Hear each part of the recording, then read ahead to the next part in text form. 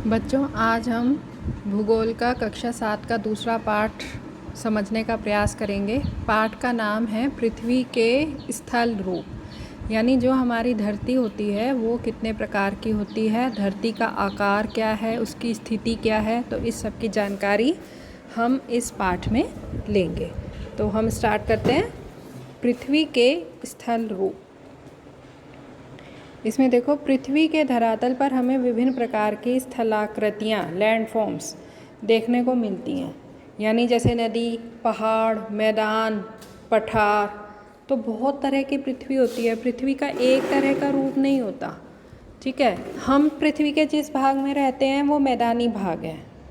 तो पृथ्वी में बहुत सारे आकार हैं, उसके बहुत सारे प्रकार हैं, तो उन सबको हम पढ़ेंगे। इन स्थलाकृतियों से ही प्राकृतिक भूदृश्यों का निर्माण होता है। धरातल पर उच्चावच के आधार पर इन स्थलाकृतियों को 3 श्रेणियों में बांटा गया। अब वो 3 श्रेणियाँ कौन सी हैं? उच्चावच किसे कहते हैं कि कहीं ऊंचाई, कहीं नीचाई, है ना। तो उसके आधार पर 3 वर्गों में बांटा गया है। पहली श्रेणी के उच्चावच हैं महाद्वीप और महासागर। द्वितीय श्रेणी के उच्चावच पर्वत, पठार एवं मैदान। और तृतीय श्रेणी के उच्चावच टीले, नदी, घाटियाँ, डेल्टा इत्यादि। अब हम इनके बारे में और विस्तृत जानकारी प्राप्त करेंगे। स्थलाकृति, टोपोग्राफी, पृथ्वी की सतह के आकार एवं आकृतियों को स्थलाकृति कहते हैं, ठीक। जैसे अब हम अपने घर को ही लें। हमारे घर पर एक तो नीचे मकान बना हुआ है, फिर सीढ़ियाँ चढ़ के दूसरी बिल्डिंग बनी हुई है, ठीक। तो इसी तरह से पृथ्वी के भी होते हैं, कहीं पहाड़ है, कहीं मैदान है, कहीं नदी है, तो वो सब स्थलाकृतियों के अंतर्गत आते हैं। उच्चावच, रिलीफ, धरातल की ऊंचाई नीचाई से बनने वाले प्रतिरूप को, कि कहीं तो धरती ऊपर को हो गई, है ना। जैसे हम लोग पुल बना लेते हैं, पुल तो मानव निर्मित है, लेकिन कई बार जो है पृथ्वी प्राकृतिक रूप से ही ऊंचाई पर होती है, ठीक। तो उसे पर्वत, या थोड़ी कम ऊंचाई पर हो तो पठार, और इसी तरह से मैदान। तो ये उच्चावच के आधार पर पृथ्वी डिवाइड है। किसी भी क्षेत्र की स्थलाकृतियों के निर्माण में शैलों की महत्वपूर्ण भूमिका होती है, कड़ी एवं मजबूत। इसके बाद देखिए, पृथ्वी के आप इस चित्र में कई रूप देख पा रहे होंगे, इसको हम लोग समझेंगे। चट्टानों की पर्वत, पहाड़ियों एवं पठारों के निर्माण में महत्वपूर्ण भूमिका होती है। इसके विपरीत कम दृढ़ता वाली चट्टानें, अभी पीछे पढ़ा ना कि शैल जो होते हैं वो महत्वपूर्ण होते हैं। जो चट्टानें मोटी होती हैं, ठोस होती हैं, है ना, तो वो पर्वत बनाती हैं, पहाड़ियाँ बनाती हैं, पठार बनाती हैं। और जो चट्टानें उतनी दृढ़ नहीं होती तो वो उनसे चिकनी मिट्टी, बालू आदि से मैदान, टीले, छोटी एवं निचली पहाड़ियों का निर्माण होता है। मैदानों में हम लोग रहते हैं, मैदानों की खेती अच्छी होती है, मैदान बहुत उपजाऊ होते हैं, मैदान सपाट होते हैं, ठीक। लेकिन पहाड़ ऊंचे नीचे होते हैं। कभी पहाड़ों पर जाओ तो आपको पता चलेगा कि वो ऊंचाई लिए हुए होते हैं। जैसे हम पुल पे चढ़ते हैं ना, तो वो प्राकृतिक रूप से बने हुए होते हैं, तो उनके ऊपर हमें चढ़ना होता है, जैसे सीढ़ियाँ चढ़ते हैं उस तरह से, और वहीं लोग रहते हैं। तो लेकिन हम लोगों के जो मैदान हैं वो सीधे हैं, सपाट हैं, उनमें हमें कोई दिक्कत नहीं होती। निर्माण के आधार पर स्थलाकृतियों के 3 प्रमुख प्रकार होते हैं, पर्वत, पठार एवं मैदान। इन्हें धरातल पर द्वितीय श्रेणी के स्थल रूप कहते हैं। पर्वत एवं पहाड़ी, सामान्यतः आसपास के धरातल से ऊंची स्थलाकृतियों को पर्वत तथा उनसे कम ऊंची स्थलाकृतियों को पहाड़ी कहते हैं। कुछ कम हैं, कुछ ज़्यादा ऊंची हैं, तो जो बहुत ऊंचे ऊंचे होते हैं वो पर्वत, और जो थोड़े कम ऊंचे होते हैं उन्हें पहाड़ी।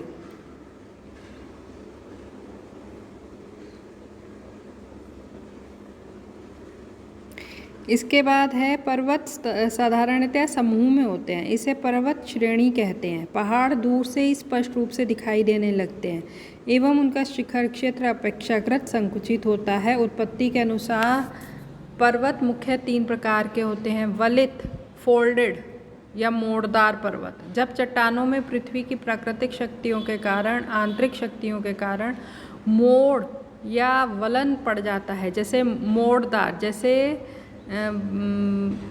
चलिए ये मैं आपको अभी बोर्ड पर बना के तब पता चलेगा कि आपको मोड़दार पर्वत कैसे होते हैं। तो एक दूसरी वीडियो भेजूंगी जिसमें मैं बोर्ड पर आपको बताऊंगी कि मोड़दार पर्वत कैसे होते हैं। वर्तमान युग में सभी बड़े पर्वत मोड़दार या वलित पर्वत हैं। ये लगभग सभी महाद्वीपों में पाए जाते हैं। कुछ प्रमुख वलित पर्वत Himalaya, Elbrus, Alps, Atlas, Drakensberg, Rockies, Andes, Great Dividing Range आदि हैं। इनका विश्व के मानचित्र पर देखेंगे हम कौन कौन से हैं। अभी आप इन पहाड़ों के नाम याद कर लेना 2-3, जैसे हिमालय है, एल्ब्रुज है, आल्प्स है, ये वलित या मोड़दार पर्वत के उदाहरण हैं। दूसरे पर्वत होते हैं खंड या भ्रंश पर्वत। ये कौन से होते हैं? विशालकाय चट्टानी खंडों में भ्रंश या दरार पड़ने से इनका निर्माण होता है। चट्टानों के भ्रंशित होकर ऊपर उठने या नीचे धंसने से भ्रंश पर्वत अस्तित्व में आते हैं। विशालकाय बड़ी बड़ी जो चट्टानें होती हैं उनके भ्रंश या दरार पड़ने से, यानी उनके टूटने से इनका निर्माण होता है। भ्रंश पर्वत के निकट बनी घाटी भ्रंश घाटी कहलाती है। भारत में नर्मदा नदी विंध्य एवं सतपुड़ा पर्वतों के भ्रंश के मध्य भ्रंश घाटी में बहती है। विश्व के प्रमुख भ्रंश पर्वत वॉर्जेस, ब्लैक फॉरेस्ट, सियरा नेवादा आदि हैं। हमारे देश में पश्चिमी घाट भ्रंश पर्वत का प्रमुख उदाहरण है। अब आप इनके उदाहरण याद कर लीजिए कि जैसे जो विंध्याचल और सतपुड़ा पर्वत हैं वो भ्रंश घाटी में बहती हैं, और मतलब नर्मदा नदी तो बहती है, और पहाड़ कौन से हो गए भ्रंश घाटी के? विंध्याचल और सतपुड़ा। अब ज्वालामुखी पर्वत, ज्वालामुखी भूप्रवृत्ति पर एक मुख्य या खुला द्वार होता है।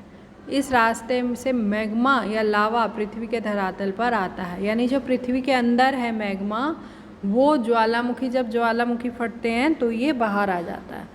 द्वार या मुख से गर्म लावा बाहर आने के कारण इसे ज्वालामुखी कहते हैं। इस द्वार के चारों ओर लावा एकत्र होने से शंकु के आकार की आकृति बनती है, इसे ज्वालामुखी पर्वत कहते हैं। विश्व के कुछ प्रमुख ज्वालामुखी पर्वत मोना लोखा, चिम्बोरोजो, कारकतोआ, वेसुवियस, पिलियन आदि हैं।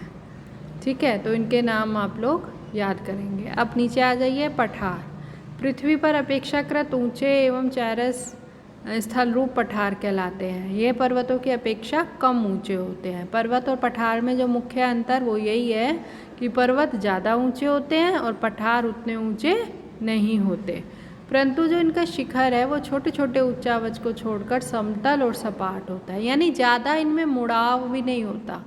मैदान और पर्वत को मिला करके जो होता है वो पठार बनता है, यानी मैदान की तरह भी होते हैं कई पठार, समतल भी होते हैं। जैसे मैदान होते हैं ना समतल, उस तरह से पठार भी कहीं कहीं समतल होते हैं और कहीं कहीं जो है वो पर्वत की तरह होते हैं। पठार के किनारे खड़े ढाल, पठार के जो किनारे होते हैं वो खड़े ढाल वाले होते हैं। अफ्रीका महाद्वीप का अधिकांश भाग पठार है। भारत का प्रायद्वीपीय भाग पठार का प्रमुख उदाहरण है। विश्व के कुछ अन्य प्रमुख पठारों को मानचित्र पर देखेंगे। साइबेरिया का पठार, पश्चिम ऑस्ट्रेलिया का पठार, ब्राज़ील का पठार, ये मुख्य पठार हैं। तो आप इन्हें याद कर लेना कि कौन कौन से मुख्य पठार हैं। फिर आ जाते हैं हम मैदानों पर। प्रायः भूपटल एवं समतल किंतु निचले स्थल रूपों को मैदान कहते हैं। इनका ढाल मंद होता है तथा छोटे छोटे उच्चावच को छोड़कर ये समतल एवं सपाट होते हैं। उत्तर भारत का मैदान विश्व के प्रमुख मैदानों में से एक है। विश्व के कुछ अन्य